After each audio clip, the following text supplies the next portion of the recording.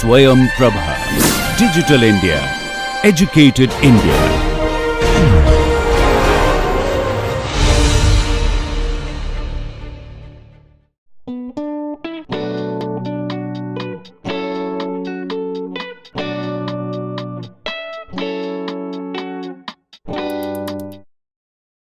We are going to continue our discussions on gyroscopic motion that we had initiated. The overview of this lecture is we are going to discuss the stability of rotation of a rigid body, and next we are going to look at precessions of the earth. Now, when you have a rigid body, in general it will have in a spatial situation, it will have the moment of inertia tensor with unequal principal moments. I can choose a special body fixed frame which is known as the principal body fixed frame, in which the moment of inertia tensor is completely diagonal. This we have seen in the previous lectures. Suppose we have a body which is in general asymmetric, and we therefore will have in general 3 unequal principal moments of inertia, and this is what we are going to consider here and study torque free rotations of such bodies. We will consider force and torque free motion of an asymmetric body with different principal moments of inertia, unequal principal moments of inertia. And as we have discussed before, we will look at the dynamics of such a body in the body fixed frame. This gives us this simplification that the moment of inertia tensor becomes time invariant. Consider a body like this, what I have shown in the figure, and the Euler's equation, corresponding Euler's equation can be written like this as we have derived before. Omega x, omega y, omega z as shown are the components of the angular velocity of this body. The moments of inertia about the x axis is I x x, about the y axis is I y y, about the z axis is I z z.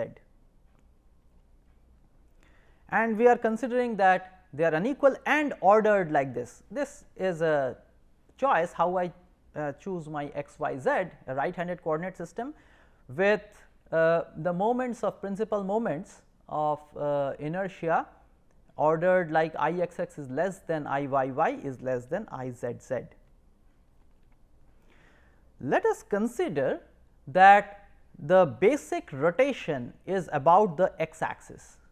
Therefore, I have omega x as capital omega and omega y and omega z are 0.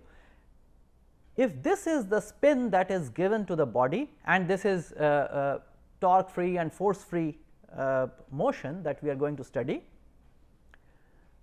let us see what happens as this body is slightly disturbed from this particular omega that we have provided.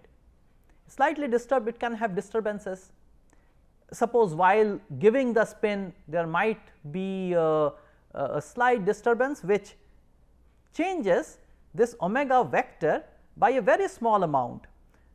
Primarily it is spin about the x axis, but we are going to give some disturbance and see how the disturbance evolves. What does this equations tell us about the evolution of the disturbance? Will it remain bounded or will it grow? What will happen? Notice one thing, that the Euler's equation, which is the equation of motion of such a body in principal body fixed frame, is actually nonlinear. You have products omega y, omega z, omega x, omega z like that. This makes the governing equations nonlinear, and that makes it very interesting. Let us disturb this and study the evolution of disturbance. In other words, what I intend to say is, here this is constant,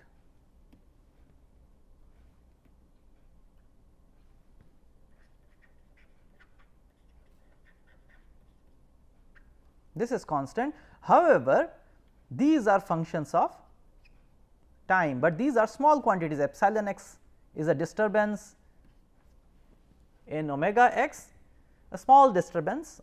Similarly, omega y is only a disturbance, omega z is only a disturbance, because the basic spin is in the x axis direction.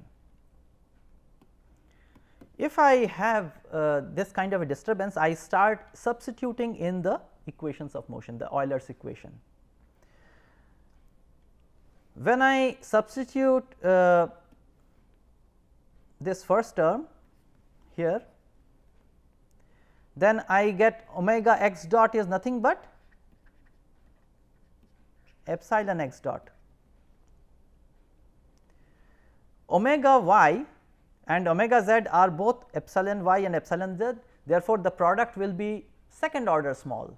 We will drop those second order small quantities. With that understanding, with that assumption, the first equation is simply I x x epsilon x dot is 0, approximately 0. We are dropping the second order small terms. The second equation, I have omega y dot, and that is nothing but epsilon y dot, and here I have omega z times omega x. Now, omega z times omega x will produce a first order small quantity, which will be capital omega times omega epsilon z. Capital omega times epsilon z will be produced. We will also have epsilon x into epsilon z, that is second order small, we will drop it,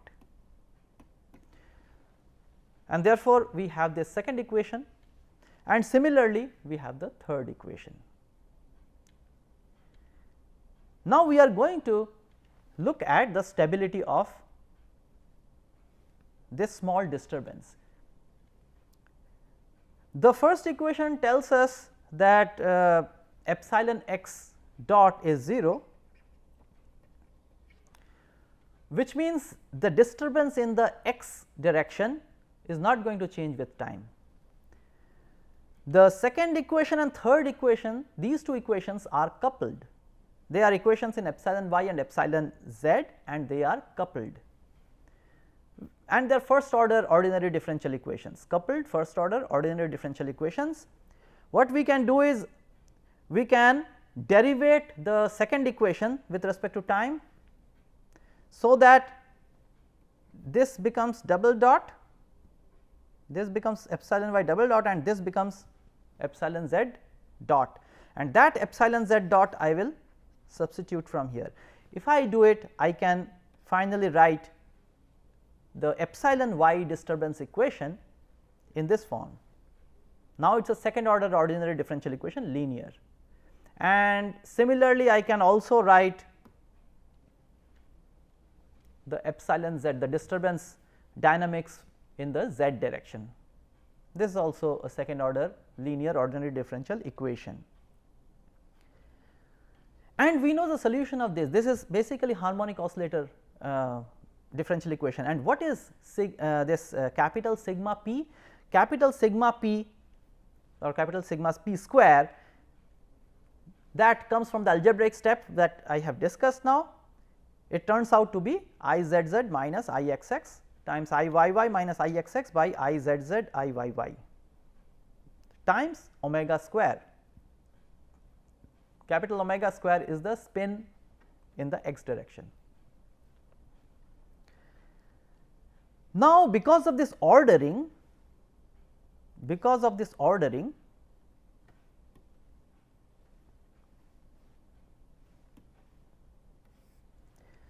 this quantity is positive.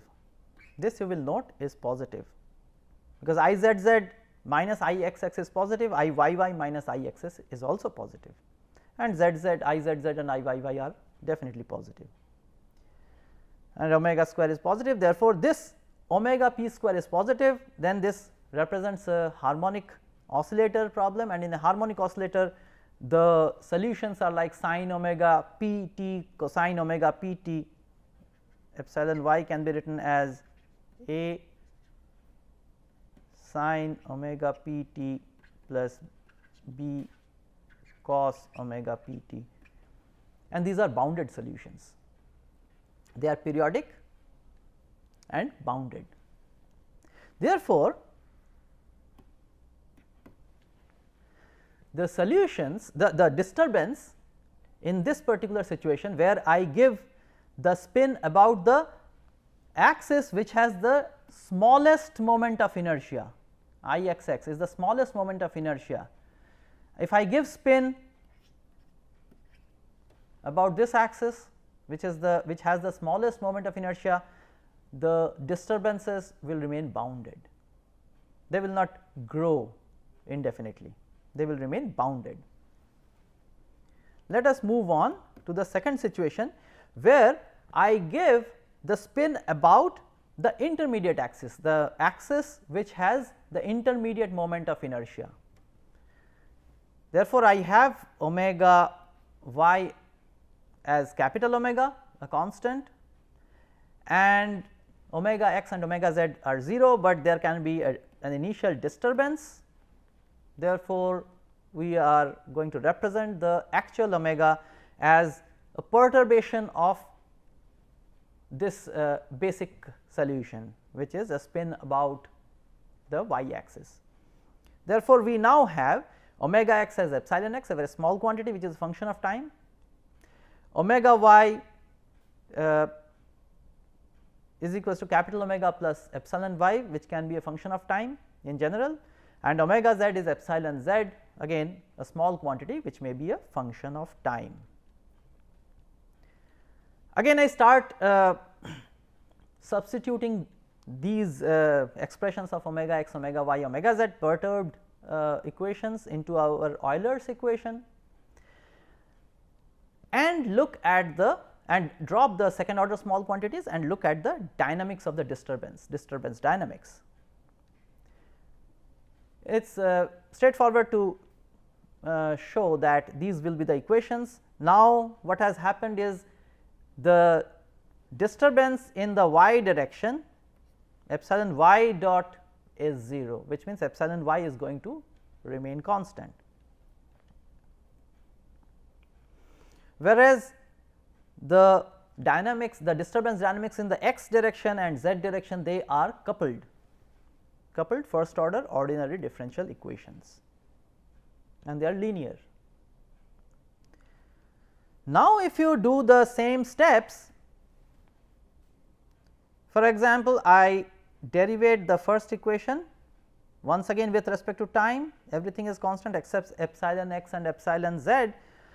I get epsilon z dot, which I substitute from here and get a single equation, a standalone equation in epsilon x dynamics, and similarly I can get a standalone equation in epsilon z dynamics. These are uncoupled equations, and therefore, I can easily solve. What is sigma p square now in this case? It is this expression, again because of this ordering, sigma p square is greater than 0, sigma p square is a positive quantity, but then it has picked up a negative sign, it has picked up a negative sign. The equations, the disturbance dynamics equations have picked up a negative sign. To make this omega p square to be positive, I have to bring this, pull out this negative sign, and here this is positive. Now, this kind of an equation,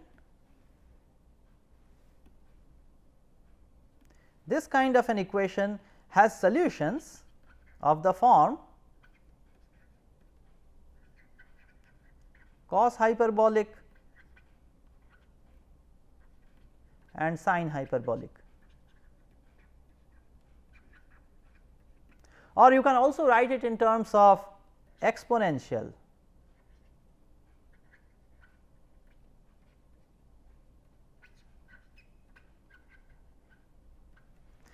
And here you will notice there are exponentially increasing terms. the first term is an exponentially divergent term.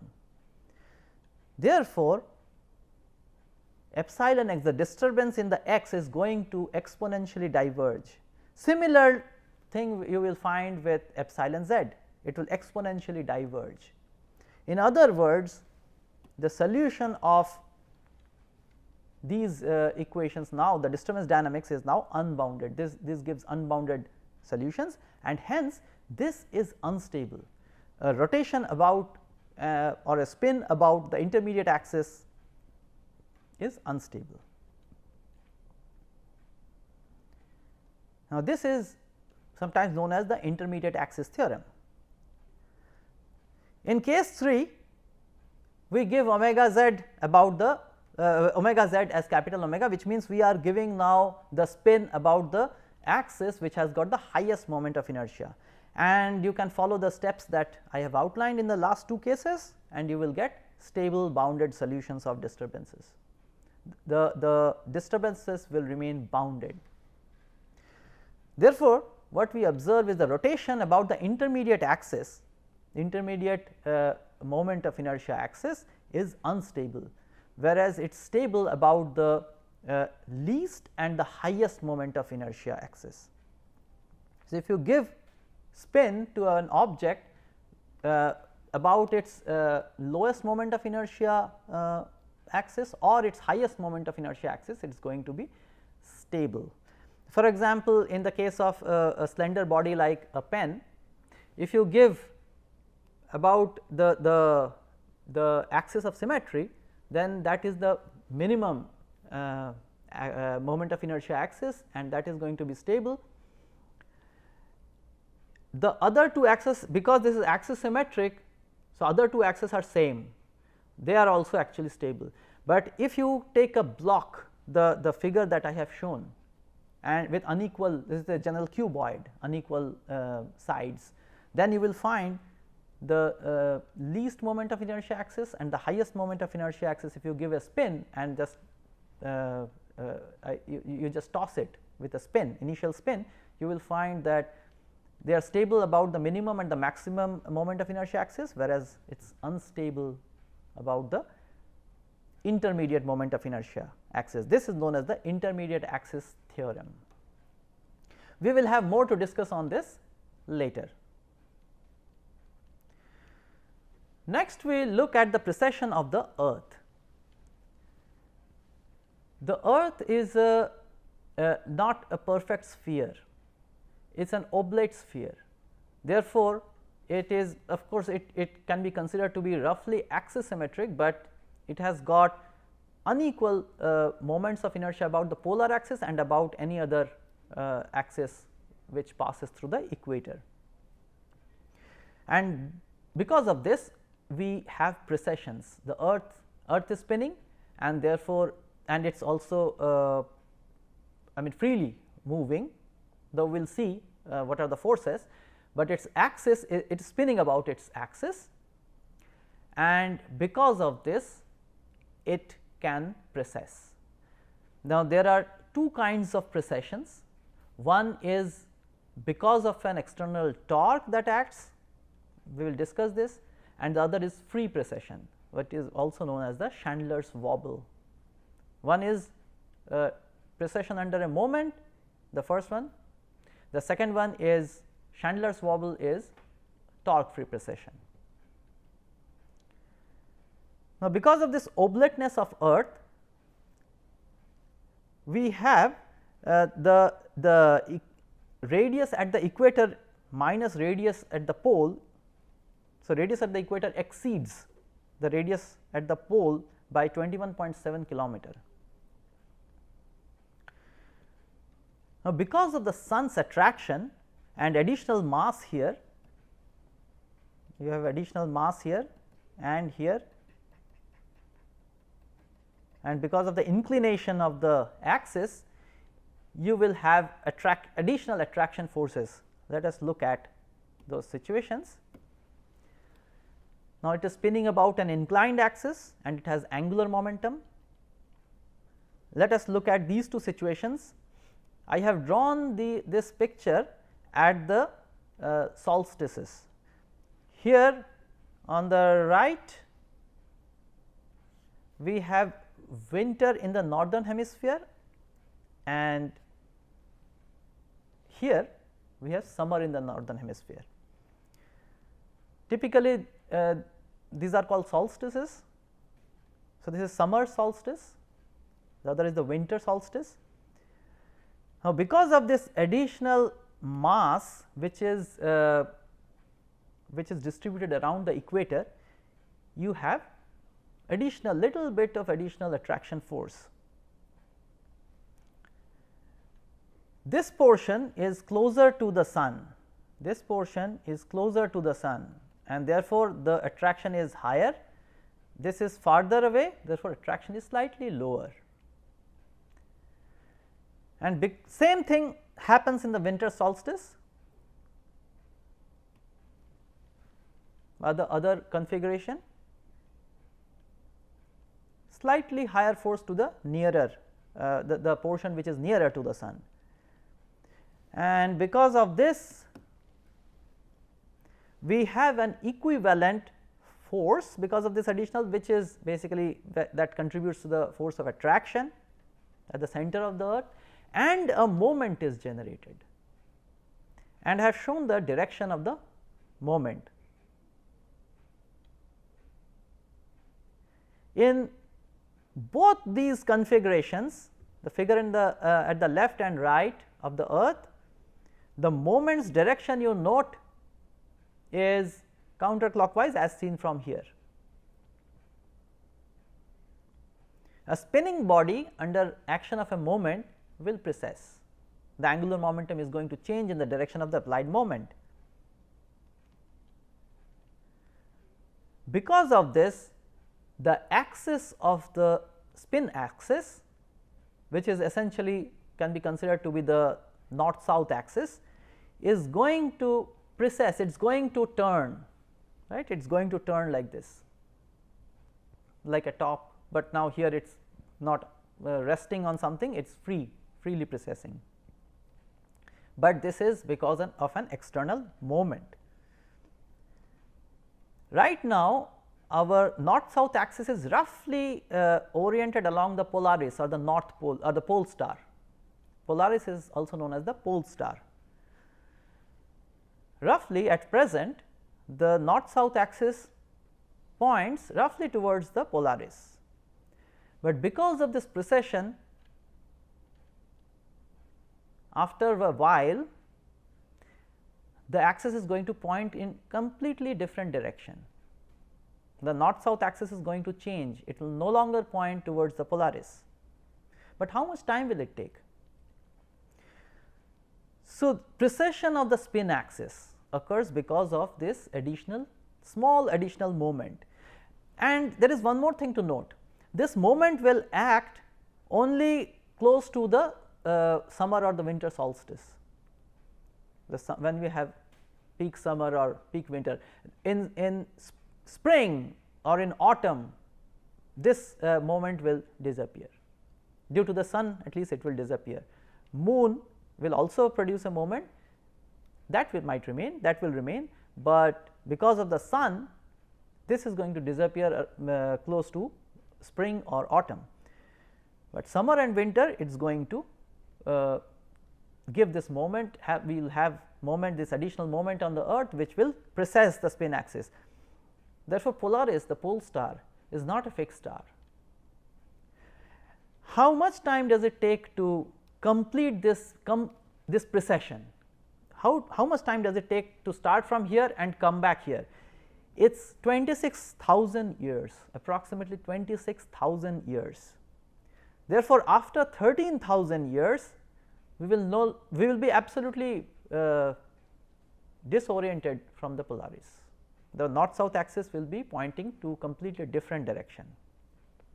After another 13,000 years, it will come back to point towards Polaris.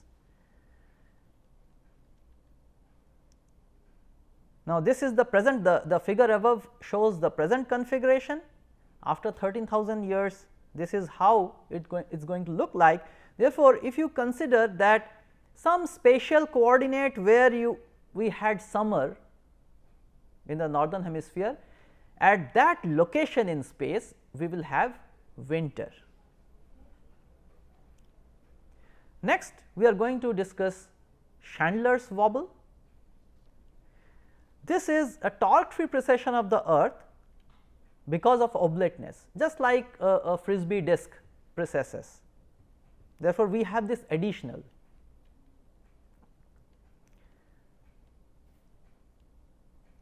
Now, here we have this oblate earth, but consider that there is no torque. We are going to look at the precession. This wobble is called the fast wobble, and this has a very small angle. Many people have predicted this wobble because oblateness was known for a long time, and even Euler had calculated this period of this wobble, but it was never found because that value was off from the actual value. But Chandler showed from the existing data in 1891 that this wobble has a period which is substantially different from the predicted value because of various other factors. Let us look at the torque free precession. Now, with a small spin, the precession the spin of the earth omega e is very small. We will consider earth to be an axisymmetric body. Ixx is equals to Iyy is I naught and Izz is I, which is along the polar axis as I have shown in the figure, and this xyz is a body fixed frame, it is a principal body fixed frame. So, we have the Euler's equation. Now, omega z dot, the spin of the earth is roughly oriented in that z direction, and omega z I will take equal to the spin of the earth. And if you plug in these values in the above equation, the omega z equation, the third equation will be trivially satisfied. The first and the second equations, they lead us to a coupled ordinary first order differential equation, and you can find out two uncoupled second order ordinary differential equations. We have discussed these steps, and this is going to be the uncoupled dynamics of omega x and omega y, which are actually disturbances. And here we find omega p is equal to capital I minus capital I naught by capital I naught times the spin of the earth.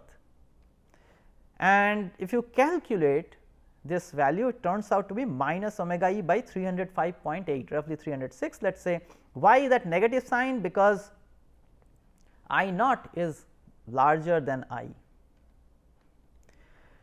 And if you analyze this solution, then you will find that the time period of this precession, what is known as Chandler's wobble, is 305.8 days, but this was never found.